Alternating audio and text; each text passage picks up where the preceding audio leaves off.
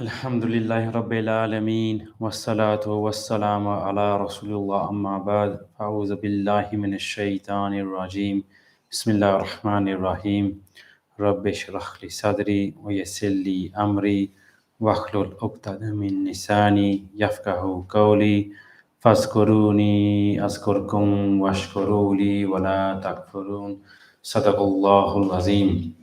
We begin any gathering with the praise of our Almighty Lord, the most gracious one, the most merciful, the owner and the source of peace, the controller, the remover of difficulties, the truthful one. We send peace and salutations upon the greatest creation to have ever blessed this earth, Rasulullah sallallahu alaihi wasallam. And we send peace and blessings upon the Ahlul Bayt, the Sahaba, the Tabi'in, the Taba Tabi'in, the Awliya, the pious and righteous. May Allah subhanahu wa ta'ala please be pleased with them all. Now, the topic to be discussed tonight, or short discourse, is arrogance. And it's probably a word which we all recognize. So there should be no problem in telling me what arrogance is. Heather, go and tell me what arrogance is. I'm thinking how to describe it.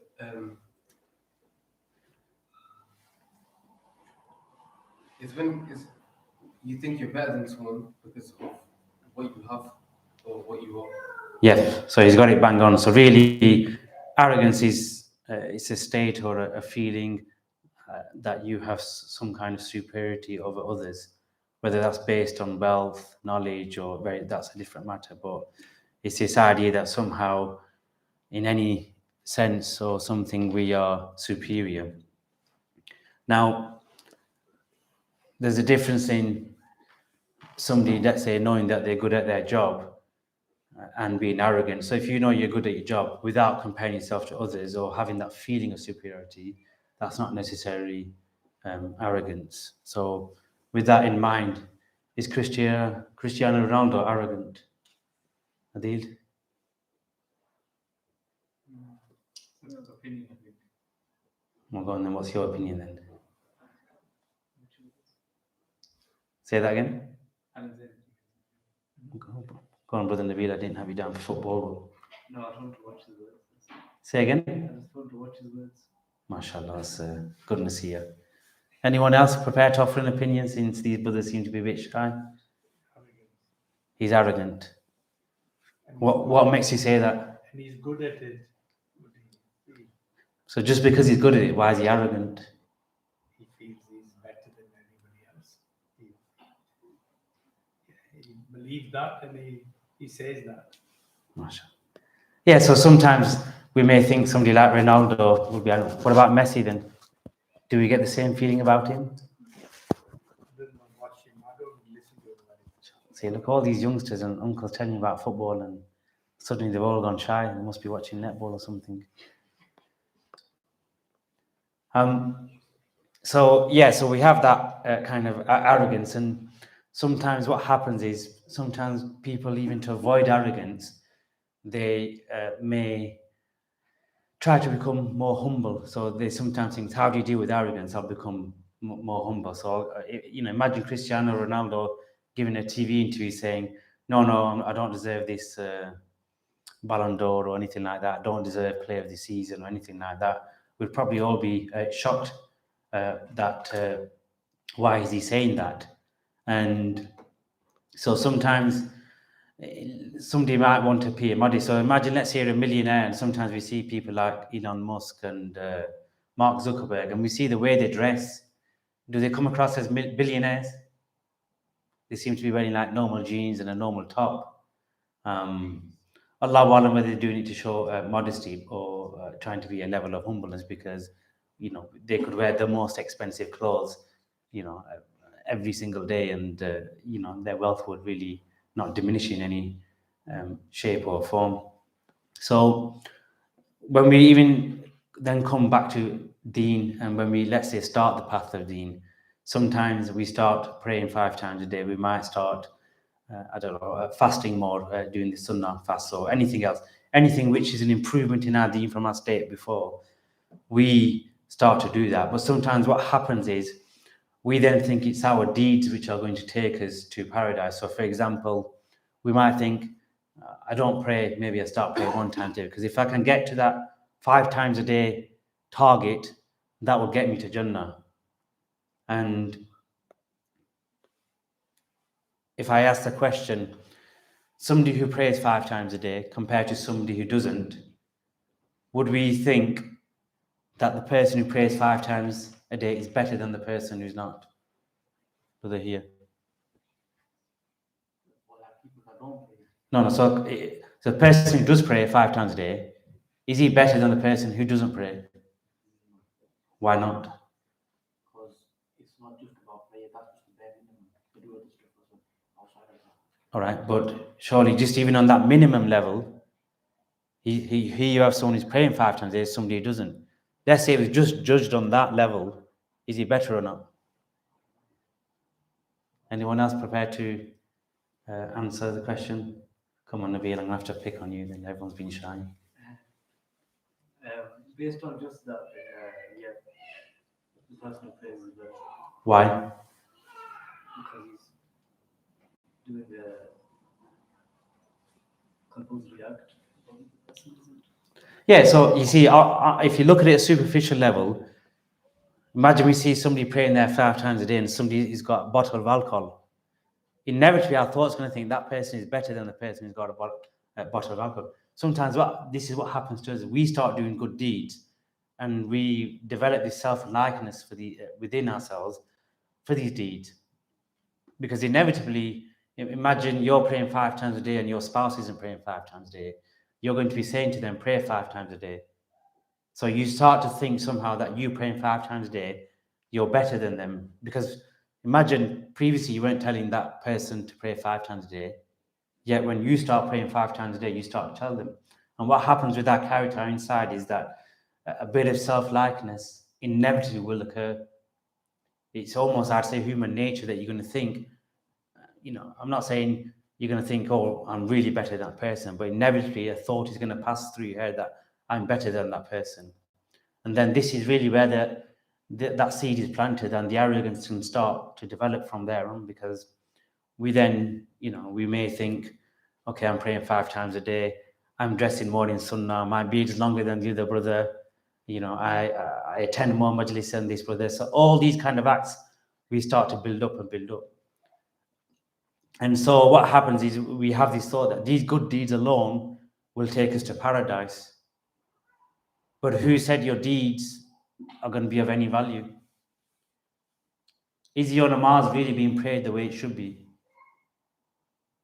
Are you even doing the correct wudu? Have we got the best clothes when we come to Salah? Have we got the right intention? Then when we say Allahu Akbar in Salah, what happens to our mind? Where does it go? Is it fixed solely on Allah subhanahu wa ta'ala and Rasulullah, or is it wandering about the most stupid things? I think we can all say it does. We probably think of the most stupid and basic things in Salah, which we probably wouldn't normally when we sat in our own company. So then we think, hold on, what good are these deeds?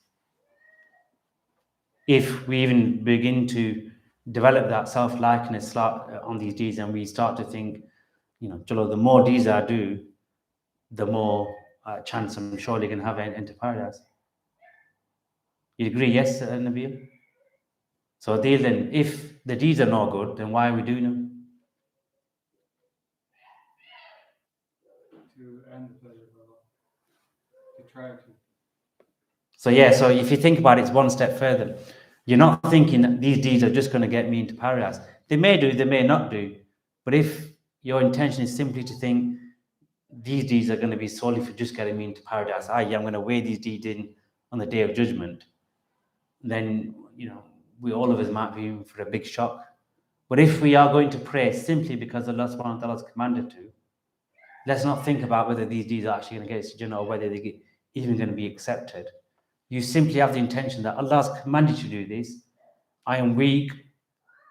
These salahs are probably not very good value into or quality in that I turn up, let's say I don't even pray in masjid, I can't be bothered to go to the masjid, I'll just quickly pray at home, fly through them, or even if we come to the masjid, quickly pray at them and we're out of the door.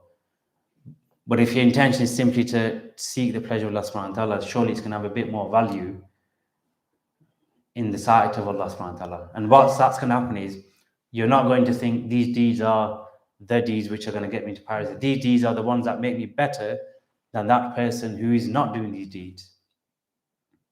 And so example sometimes is that, let's say we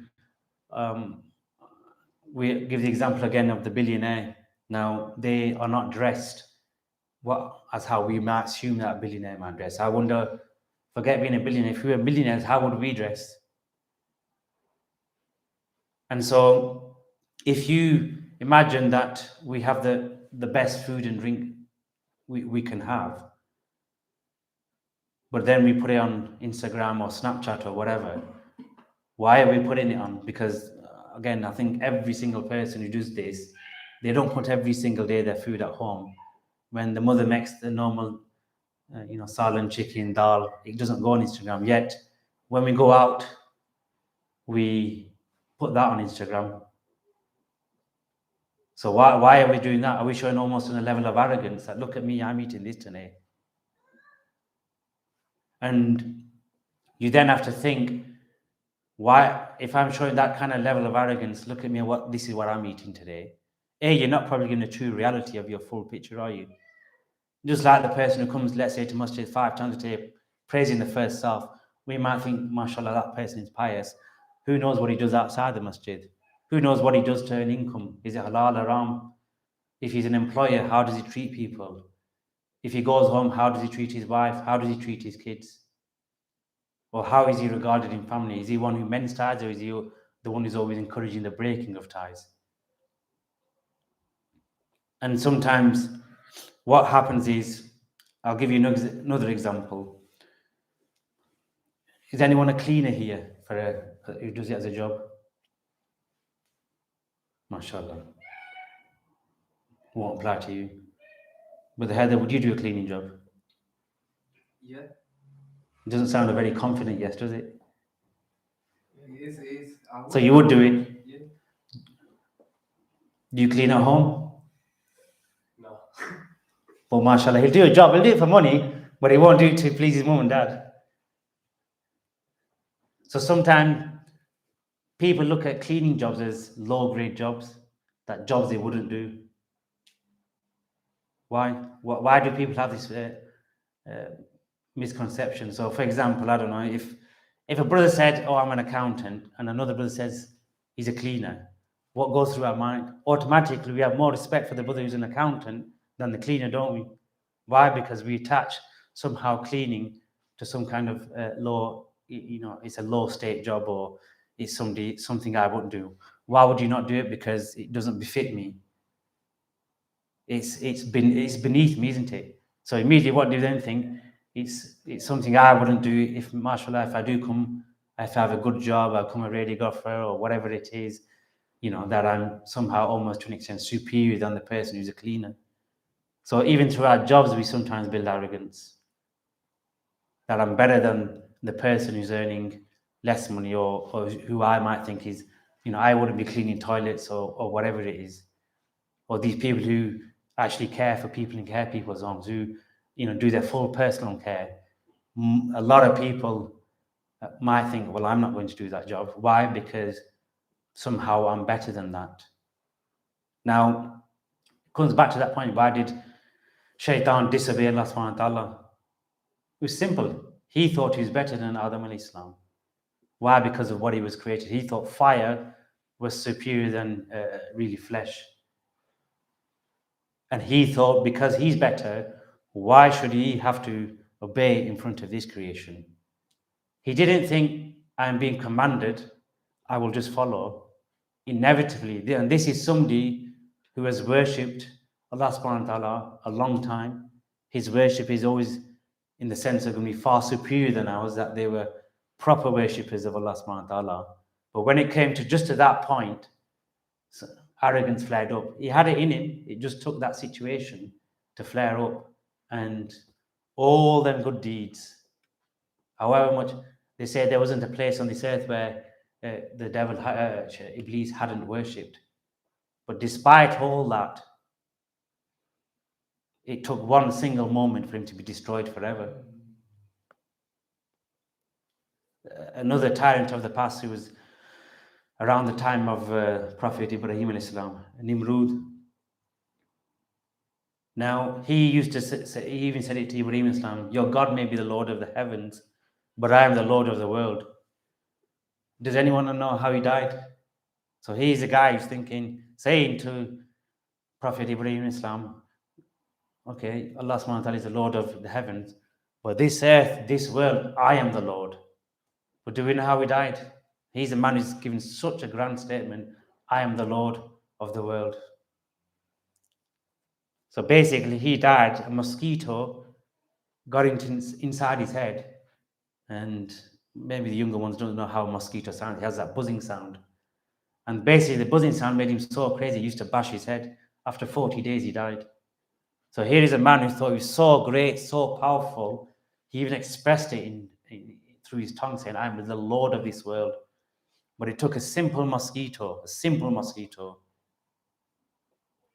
to basically lead to his death. He couldn't get the mosquito out of his head. It was buzzing him so much so that it was annoying him so much he started bashing his own head. Even in the time of the Prophet ﷺ, Abu Jahl, they used to say, why would Allah subhanahu wa ta'ala choose a prophet like Muhammad? It should have been somebody who's got a greater family status in Makkah. So even they thought that a prophet would be some high-ranking person already in society. That's what they thought. And this is why, because for them it almost comes down to arrogance. Why would Allah subhanahu wa ta'ala choose Muhammad sallallahu alaihi wasallam as a prophet, as the greatest prophet? They couldn't fathom it. Because they couldn't get over that, they wouldn't believe in it. Despite lesson after lesson, evidence after evidence, they would not believe it. Because why? They probably thought, we are superior to him. How can we accept him of the Prophet of Allah? We are superior to him. So despite all the evidence, all the miracles, they used to challenge the Prophet saying, prove this or prove that. And when they did, they still didn't believe because they had that arrogance inside them. And so what happens is, whenever we're put in some kind of position or standing, we think, that we are superior to people. And really, if you go back to the examples of the Sahaba, they give the example how to deal with this. So a lot of them, one example is when Abu Hurairah radhiyallahu ta'ala, when he was appointed the governor of Medina, he used to walk in the marketplace with a load of wood on his back. Now, he obviously didn't have to do that. He would have asked servants to do that, people to do that. He would never to do. But why did he do that? To show that, look, he's a leader of the people. He might have this station that he's the governor of Medina, but he will do such a thing. So basically, he keeps his own arrogance that it doesn't rise up. He keeps it in check. Why? Because imagine if you appointed a governor.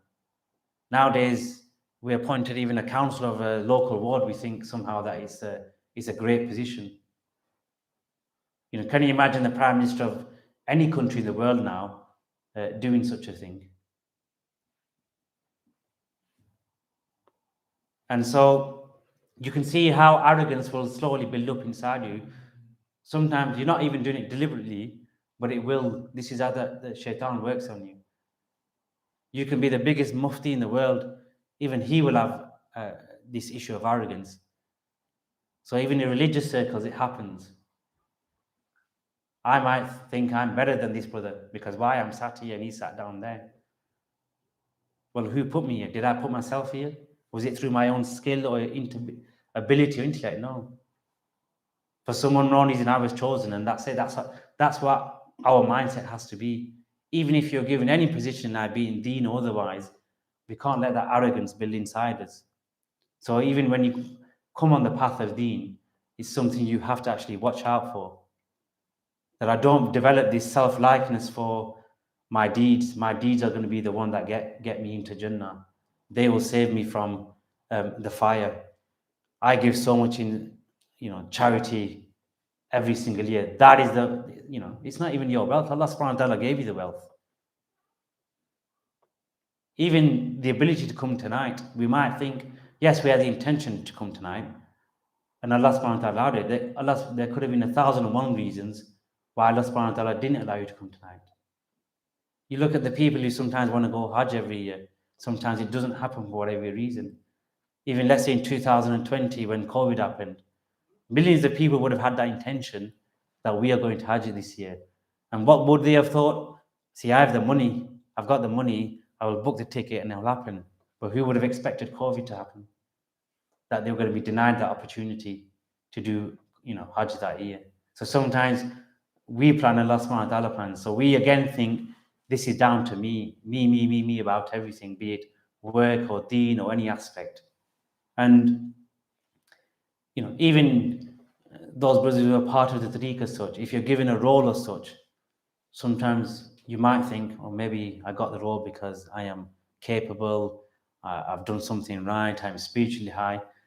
Even these feelings inside start to develop inside you. That somehow I'm superior to the brother who sat down there, that I am here, or I am, carrying Hazrat Sal, that we somehow become superior. Absolutely not. And you then have the other sometimes feeling that if Allah subhanahu wa ta'ala gives you a position, people decline it. Why? I want to remain humble. I want to stay in the background. If Allah subhanahu wa ta'ala selected you for your position, who are you to say, no, I'll stay in the background, I want to remain humble? This is almost like a kind of fake humbleness in that, maybe if Mark Zuckerberg thinks by wearing, I don't know, whatever he wears, £100 jeans, that he's the most humble person just by his attire, then it's not really necessary. Because if Allah subhanahu wa ta'ala has blessed you with wealth, there's nothing wrong with wearing expensive clothes. It's not forbidden. Islam doesn't forbid it. But it only would be bad for you if you think, because my jubba's hand-tailored, it's worth £500, I've had it done this, or whatever it is, that somehow makes me superior, then there's a problem within you. Otherwise, the clothing doesn't make you superior. Giving the example of Hajj, people's arams are the same, aren't they? There isn't a superior aram. There's not a Versace aram that you can buy for £500 compared to a Primark one. So these are if you think about it in Islam, that is why when you go on Hajj or Umrah, you are wearing the two. That is the whole purpose, to remind you that, look, you're the same as everyone. Even when we go in the grave, there's not a 5-star grave or a 4-star grave or a 3-star grave. They're all the same. One's not necessarily one's warmer or one's colder or anything. One's dry and one's wet as such. It's all the same. We are nothing. We have to have this mentality really inside of that we are nothing. But sometimes even what happens is sometimes people will maybe not come forward, because if Allah subhanahu wa ta'ala has blessed you with a certain skill, intellect, ability, that brother Versi is doing the media work, but Allah subhanahu wa ta'ala has granted him some ability to do that. Put me on there, I won't know what I'm doing. But Allah subhanahu wa ta'ala, now if he says, oh, I'm not doing it, I don't want to be sat there, I will just sit there, then is that really being humble? Is he really trying to get rid of his arrogance? If he's trying to say, look, no, I don't want to do this, because if I sit there, somehow I'm going to think, I'm becoming more arrogant. Or if you're given the opportunity to even, let's say, sit here, and you say, no, I think arrogance it may be a test for you. Our mashaykhs may want to test us to see whether we have really done, the sincerity and the humility tick sheets. Because otherwise, you tick, but it all will depend when the situation arises. That will be the true test. When that situation arises, which you're probably not expecting, not foreseen, that we'll see whether you are actually have learned anything on this path. Don't be fooled by the path of shaitan, that you worship Allah for such a long time, and it takes one incident, and the whole of it is destroyed. So we have to keep an eye on this arrogance within us and recognize it. It will come to you. No one's really born with humility. Is that true, Uncle? It does. So no one's automatically, we're probably almost, our first instinct now is to become tired. So recognize it's going to come inside you, but you have to recognize, I'm not superior to that person. I might be praying 5 times a day, but in the eyes of Allah, I am worse than the person who's not praying 5 times a day. That person who's not praying 5 times a day, he might be a better person. He might treat his wife, his siblings, his parents better than I am. I might be praying 5 times a day, but I only visit my mother once a week. So all these kind of factors, we should always think, those, even when you're in sunnah dress, alhamdulillah, it's a good thing to do. But we shouldn't look down on a brother who doesn't have a beard or is not wearing the sunnah dress. It doesn't make us, superior in that sense that we are somehow superior than these people. In everything you're going to do in life, these feelings are going to ignite inside you. They're going to well up, and it's almost like they're coming out. It's a bit like the cooker on the pot, and the steam's making the lid almost come off. You have to keep a lid on these feelings of arrogance, because they will rise within you, and you have to learn to recognize it first. What you don't want to do is, maybe learn too far, too late, because it'll be so entrenched, it'll be very difficult to get rid of. And this is why even as people, the older they get, it's harder to change these kind of things, because we come set in our ways. So most of you, alhamdulillah, are youngsters here. So if you start now, you'll be able to recognize it more. And so always think internally within yourself. These are private thoughts. You don't need to say to anyone, "Oh, brother, I'm not capable of doing this role," or whatever. Even if somebody told me to do media tomorrow, I was told to do media tomorrow, I'll do my best at it. I might do a very bad job at it, but it'd be wrong of me to say, "Oh, just I'm not capable, I don't want to do it." Capability, any intellect, any ability you got comes from Allah subhanahu wa ta'ala. So if you ascribe that to Allah subhanahu wa ta'ala, then how is arrogance actually going to come inside you? If you think you got that job not through your own skills or ability, how you did an interview, but only by Allah subhanahu wa ta'ala decreeing it, then you won't get arrogance inside you, because really you're prescribing that act, that mercy, to the true source. It's not us. The true source is Allah subhanahu wa ta'ala for everything. Allah subhanahu wa ta'ala allows us to do certain things and sometimes not. So if you ascribe it to Allah subhanahu wa ta'ala, then you'll, inshallah, stay off this arrogance path. Arrogance only comes when I think I am superior to others. So if you keep ascribing every action you do to Allah subhanahu wa ta'ala, Allah subhanahu wa ta'ala has given me the ability to come here tonight, to pray 5 times a day, to give charity, to fast, to read the Quran, learn the Quran, become Hafiz, whatever act it may be. This is all down to Allah subhanahu wa ta'ala. Yes, you try your best, because that's what we are commanded to. We try our best. But I think we have to recognize that our best is never going to be good enough. And sometimes, as far as anyone has done exams, sometimes we've been surprised by our own results. We may have fluked it, we may have not done such revision, but somehow Allah subhanahu wa ta'ala, through their fadl and mercy, has blessed us with a good result. So keep ascribing your actions back down to the source, Allah subhanahu wa ta'ala. He is the controller of everything. It's not you. You might think you're in control, but it's not. It is Allah subhanahu wa ta'ala. So that will help you not develop these feelings of arrogance.